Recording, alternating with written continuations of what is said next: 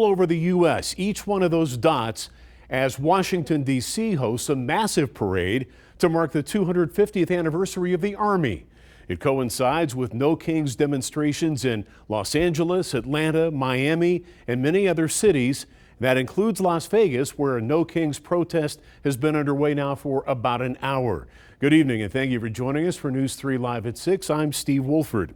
In total, we've seen No Kings protests in nearly 2,000 locations around the U.S., including several in southern Nevada. We have live team coverage on the demonstration in downtown Las Vegas. Tiffany Lane and Will Silverstein will join us in a moment, but we'll get started with News 3's Evan Schreiber joining us live with what he's seeing there on the ground. Evan. And Steve, you'd mentioned it. This protest started just about an hour ago, and over the last hour, my goodness, we have seen it grow quite a bit, from the small crowd that was trickling in here to now a massive protest outside the federal courthouse here in downtown Las Vegas.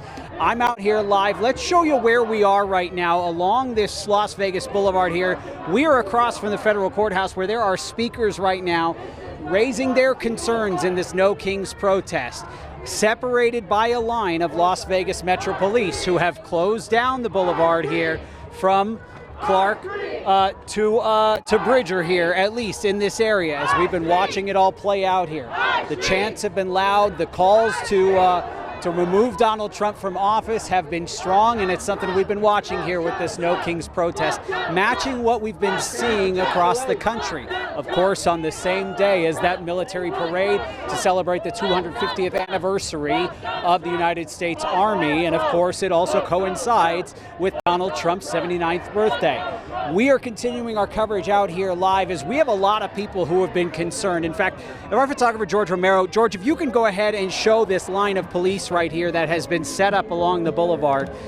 Few people I talked to here live on the scene here have told me that they are very concerned about today's protest becoming what happened on Wednesday, as we've been all over it here, not only on News 3, but News3LV.com, when 94 protesters were arrested, 7 juveniles were cited, and 4 officers were injured during that protest against federal immigration crackdowns by ICE, Immigration and Customs Enforcement. That was on Wednesday night. The folks I talked to here, the local Las Vegans, saying to me they don't want to see what happened Wednesday become what happens here tonight. It is something we are watching closely. It is something we are keeping you updated as you're watching live here on News 3 this evening, as we've got full team coverage here tonight. I'm Evan Schreiber, live out here in downtown Las Vegas at this protest. My teammate Tiffany Lane also in the mix here today, talking to those folks about what they have been seeing as they are making their voices heard. Tiffany, let's toss it over to you. Yeah, Evan, we're actually close to we're on the side essentially where we have the speakers happening. It's very loud over here, a lot of people chanting, but I am joined here by Minister Stretch Sanders. Now, you are an activist, very well known in this community. Why was it important to be part of this cause here today? You know, I've been organizing for 11 years, and every rally I've ever hosted, the Brown family has always come to show support and solidarity. So I would have been remiss to not use my voice and my platform to show support, because when you attack one, you attack all. And so these ICE raids, to me, are disgraceful. And as a black individual, I feel like it's my responsibility to, again, come and not just talk about power to people, but show what it looks like to say all power to people. And so, again, as a minister as well, you know, I have to use my platform and my faith to show it, right? Don't just talk about it, be about it. And so it was important for me to come out to show my support and solidarity, and just to let people know that we have to be examples of goodwill. And I believe that this action represents that today. And what do you think about the turnout so far? Turnout's amazing. Being one who's also hosted a lot of large rallies, I'm always impressed and grateful when the community can come together. Today we stand, despite racial lines, despite religion, despite gender preferences, we coming together as a human family to show not just Donald Trump, because Donald Trump is not the issue. There's a deeper root. That ain't the first racist president, you dig what I'm saying? So he's just a symptom to a long-rooted problem. And by us coming out today, we're gonna let Nevada know that what's happening in other communities will not be tolerated here. And I ask that we be consistent, because doing a pop-up rally in 1, 2, 3, that's not gonna bring no change. But when you're consistent and you're strategic, that's how change comes together. You can bend a finger, but you cannot break a whole fist. And just lastly, speaking on what you just said, is there a concern about the raids that are happening in other parts of the country, including Los Angeles, could come here to Nevada? Absolutely, the entire country's under attack. It's not just certain states. When you attack California, you attack Nevada because people in Nevada are watching the example that other states are setting. So you always got to be concerned, especially neighboring states, right? This is not like Illinois or this is California, a 4-hour drive, 2 hour going to Barstow. So we got to be very concerned that when other neighboring states are doing different things that attack people of our community, we have to be very concerned that there will be a backlash in Nevada, especially considering the leadership we have at the top in Nevada. Minister, thank you so much. We really appreciate your time. Thank you so much. Now, Steve, for now, we're going to continue listening to what's happening here in the crowd, and we'll toss it back to you in the meantime in the studio. All right, thank you, Tiffany, and we'll bring Evan back in here for a moment. We just had a couple of high-angle shots, Evan, that go to what you were talking about police making sure that those protesters don't get into the street. They've been doing a good job at staying on the sidewalk on both sides of the street.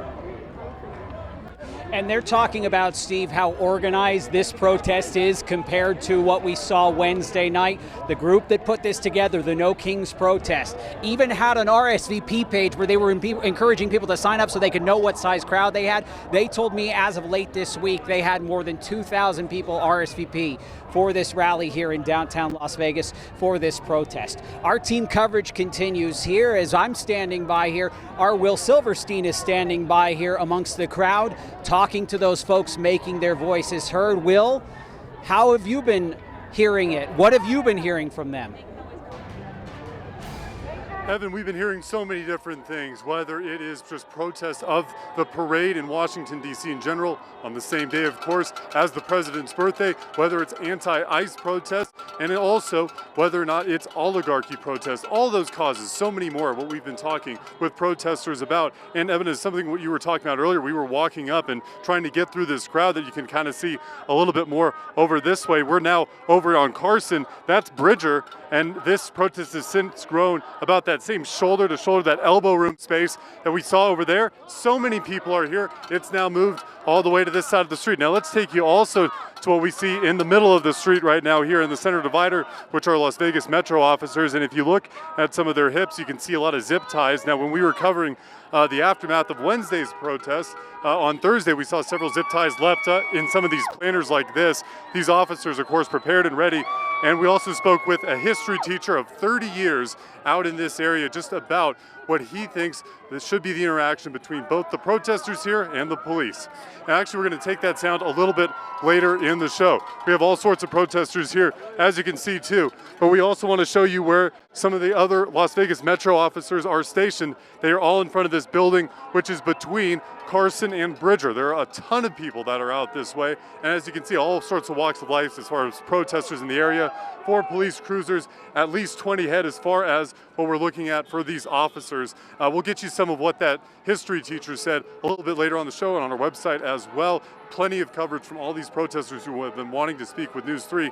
And again, just reiterating what Evan was saying, police just making sure traffic continues to move as best they can. Tossing things back to you, Will Silverstein, News 3.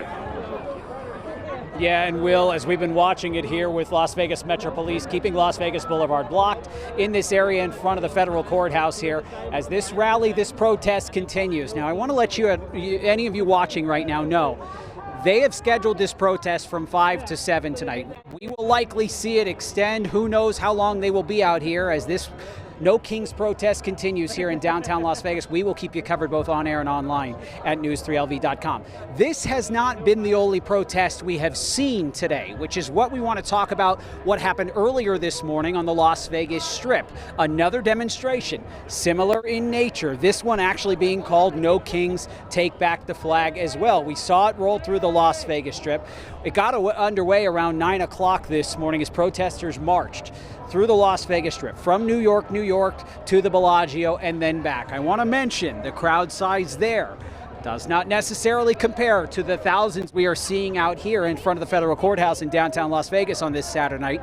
A smaller turnout, plenty of people making their voices heard on the Strip in this No Kings protest. In fact, we heard from our Las Vegas mayor, Shelley Berkeley, talking about what she expects to see, what she hopes the protesters are saying. Take a listen to what she said in this video message.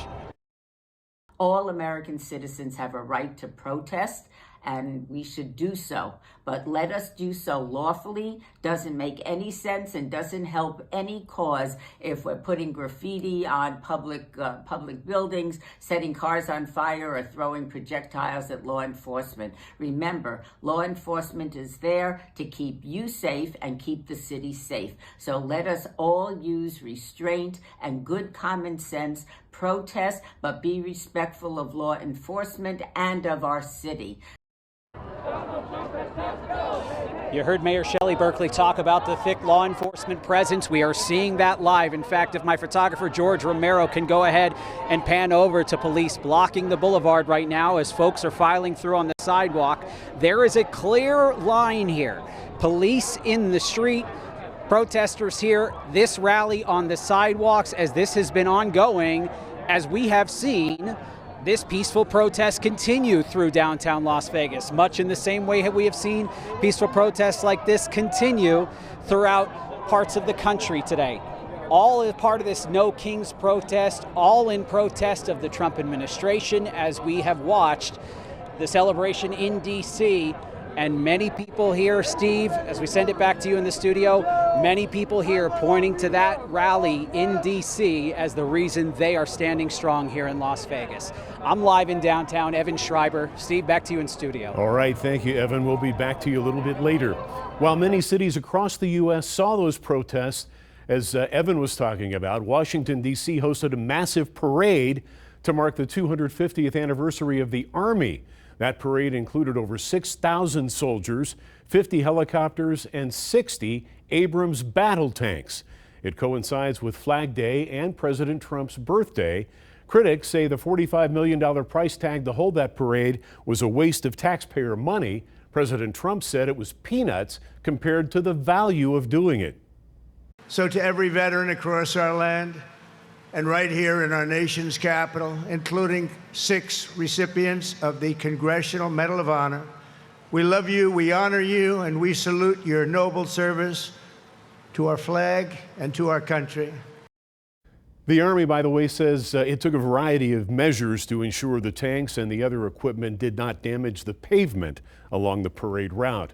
Military parades are rare in the U.S., but many nations around the world hold them on a regular basis. France holds the Bastille Day military parade every July 14th to commemorate the French Revolution. The Chinese Communist Party holds its National Day parade every 10 years, most recently in 2019. And Russia holds an annual military parade to commemorate the Soviet victory over Nazi Germany in World War II. Stay with us. We'll be right back.